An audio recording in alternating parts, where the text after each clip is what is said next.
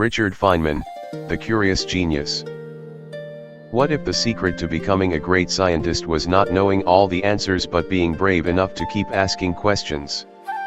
Imagine a young boy sitting in his bedroom, surrounded by ordinary things. A radio. A few wires. Some tools. A pile of books. Nothing about the room looks extraordinary. But the boy is staring at a broken radio as if it were a mystery waiting to be solved.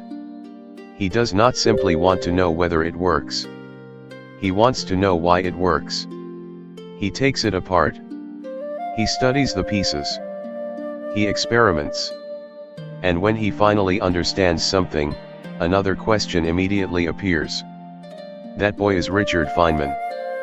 Years later, he will become one of the most brilliant physicists of the 20th century. He will work on some of the most difficult scientific problems of his time. He will help develop quantum electrodynamics. He will contribute to the Manhattan Project. He will win the Nobel Prize in Physics. He will become famous for explaining complicated ideas in remarkably simple language. But perhaps his greatest gift will not be a mathematical formula. It will be something much simpler. Curiosity. Richard Feynman was born in 1918 in Queens, New York, to a family that encouraged him to think independently. His father, Melville Feynman, was not a professional scientist, but he had a deep interest in knowledge. He encouraged Richard to observe the world carefully and to question what he saw. He did not simply tell his son facts. He taught him how to think. That difference would become extremely important. As a child, Richard became fascinated by numbers, machines, electricity, and the strange behavior of everyday objects. He enjoyed solving problems. But he was never interested in memorizing answers just because someone told him they were correct. He wanted to understand the machinery underneath the answer. If a clock worked, he wanted to know what made it tick. If a radio produced sound, he wanted to know how invisible electrical signals could become music. If something broke, he wanted to take it apart. This habit of questioning would eventually become the foundation of his scientific career. At school, Feynman's mathematical abilities became obvious. He could solve problems quickly, but what made him unusual was the way he approached them. He looked for patterns. He searched for simpler explanations. And when a conventional method seemed unnecessarily complicated, he looked for another way. Eventually, he entered the Massachusetts Institute of Technology. There, his talent became impossible to ignore. Physics was changing rapidly. The old picture of the universe was being replaced by something stranger.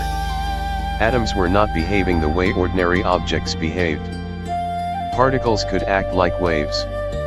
Light could behave like particles. The laws of nature seemed to become increasingly mysterious when scientists looked at the smallest scales.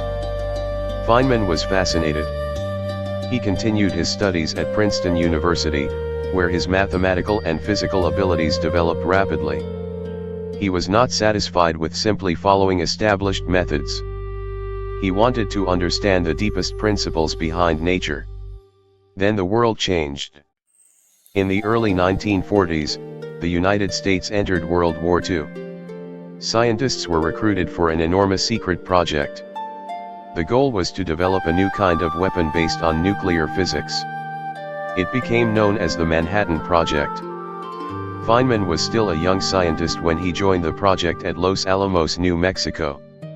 There, he found himself surrounded by some of the greatest scientific minds of the era. J. Robert Oppenheimer led the scientific effort. Enrico Fermi was there. Hans Bethe was there. Many other brilliant scientists gathered in the desert, working under extraordinary pressure. Their task was terrifyingly difficult. They were trying to understand nuclear reactions well enough to create a weapon before Nazi Germany could do the same. Feynman attacked the problems with his usual intensity. He worked long hours. He calculated. He questioned assumptions. He searched for errors. And he developed a reputation for being impossible to intimidate. At Los Alamos, he also became known for his mischievous personality. He learned how to open safes. He played practical jokes. He explored the secret laboratory with the curiosity of a child. But beneath the humor was a scientist who understood the seriousness of what was happening. In 1945, the first atomic bomb was tested in the New Mexico desert. The explosion transformed the night sky into an enormous artificial sunrise. For Feynman, the moment was both scientifically extraordinary and deeply disturbing. The scientists had succeeded. But success had created a new kind of danger for humanity. The world would never be the same. After the war, Feynman returned to academic life. He taught at Cornell University and later at the California Institute of Technology, where he would spend much of his career. But the greatest scientific challenge of his life was waiting for him. Quantum mechanics had revolutionized physics. Yet scientists were still struggling to fully understand how quantum theory worked together with electromagnetism. The problem was extraordinarily difficult. Calculations often produced meaningless infinities. Physicists needed a new way to describe the interactions between light and matter. Feynman approached the problem differently. Instead of forcing nature into complicated traditional calculations, he developed a visual language that allowed physicists to represent particle interactions through simple diagrams. These became known as Feynman diagrams. At first, the diagrams looked almost like little drawings. Lines represented particles. Vertices represented interactions. A complicated mathematical process could suddenly be visualized. The idea was revolutionary. It gave physicists a new way to calculate what happens when particles interact. Feynman's work became one of the foundations of modern quantum electrodynamics. Together with Julian Schwinger and Shinichiro Tomonaga, he helped develop the theory that explained the interaction of light and charged particles with extraordinary precision. In 1965, the three scientists were awarded the Nobel Prize in Physics. But fame did not change Feynman's personality. He remained curious. He remained playful. And he continued to question almost everything. One of the things that made him unusual was his ability to explain difficult ideas without hiding behind complicated language. Feynman believed that if you truly understood something, you should be able to explain it simply.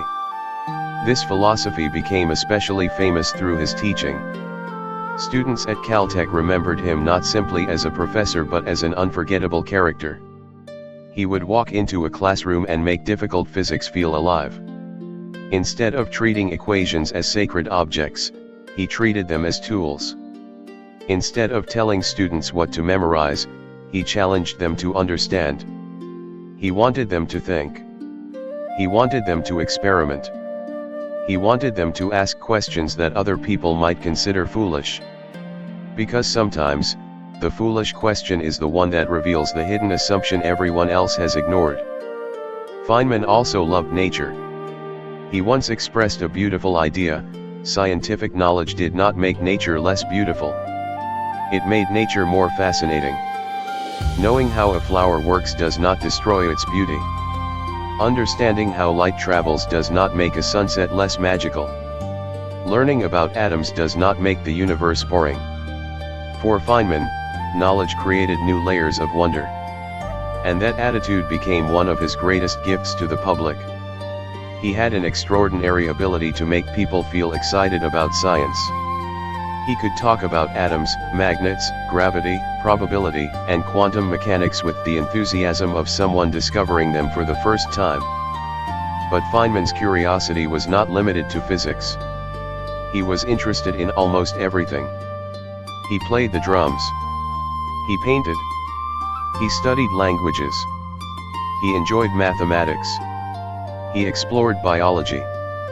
He became interested in puzzles and safe cracking. He loved playing with ideas.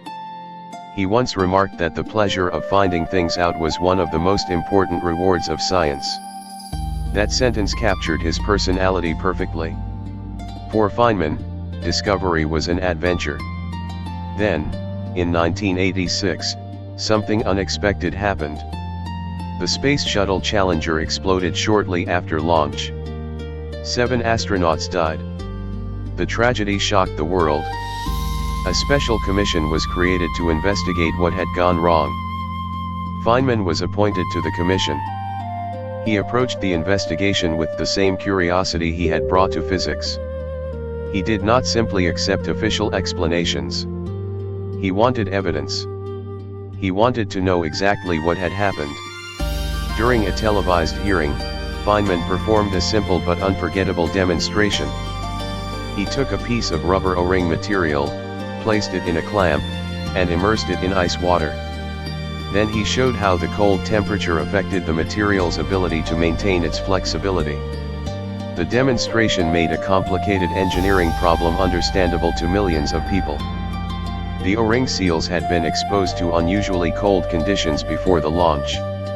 At low temperatures, the material could lose its flexibility and fail to seal properly. Feynman's message was powerful. Science was not about protecting reputations. It was about discovering what actually happened. He later helped write the Commission's report, which identified serious problems in the shuttle's design and management. Once again, his curiosity had become a tool for finding the truth. But perhaps the most remarkable thing about Feynman was that he never lost his childlike sense of wonder. He did not believe scientists should pretend to know everything. In fact, he thought admitting what we did not know was one of the most honest and exciting parts of science. There were mysteries everywhere. Why does nature behave this way? What happens inside an atom? How does consciousness emerge? What is the true nature of time? What lies beyond our current understanding? For Feynman, uncertainty was not something to fear. It was an invitation. An unanswered question was a door. And science was the process of opening it.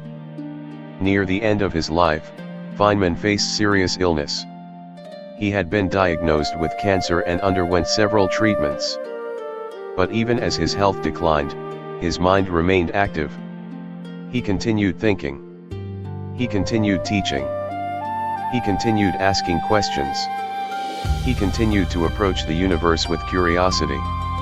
Richard Feynman died in 1988 at the age of 69. But his influence did not disappear. His books continued to inspire students. His lectures continued to be watched by people around the world. His diagrams became standard tools in particle physics. His teaching methods influenced generations of scientists. And his personality became almost legendary. But perhaps it is easy to misunderstand Feynman's legacy. His greatest lesson was not simply that he was incredibly intelligent. It was that intelligence became powerful when combined with curiosity. Feynman did not treat science as a collection of facts that had already been discovered. He treated it as an unfinished adventure. He wanted to know what was really happening behind the surface. He wanted to see for himself. And he was willing to say, "I don't know," when he did not know. That may sound simple. But it is one of the most difficult things for a human being to do. We naturally want certainty. We want answers. We want to believe that someone knows exactly how everything works. Feynman showed another possibility. You can be comfortable with uncertainty. You can admit that you do not know. And you can still be excited. Because if we knew everything, there would be nothing left to discover. Imagine that young boy again. He is sitting beside a broken radio. The world around him is ordinary. But inside that radio are invisible electrical signals, moving charges, electromagnetic fields, and physical laws that connect the tiny machine to the deepest structure of nature. The boy does not see all of that yet. He simply sees a mystery. And he wants to understand it. That curiosity will carry him from a bedroom in Queens to Princeton. From Princeton to Los Alamos. From wartime physics to the foundations of quantum electrodynamics.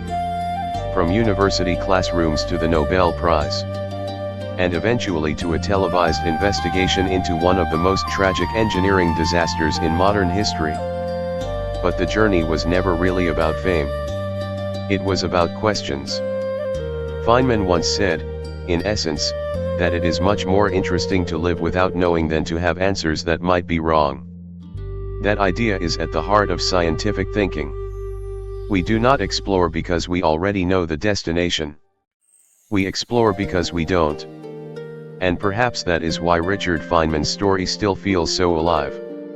He reminds us that curiosity is not just a childhood habit. It is a way of seeing the world.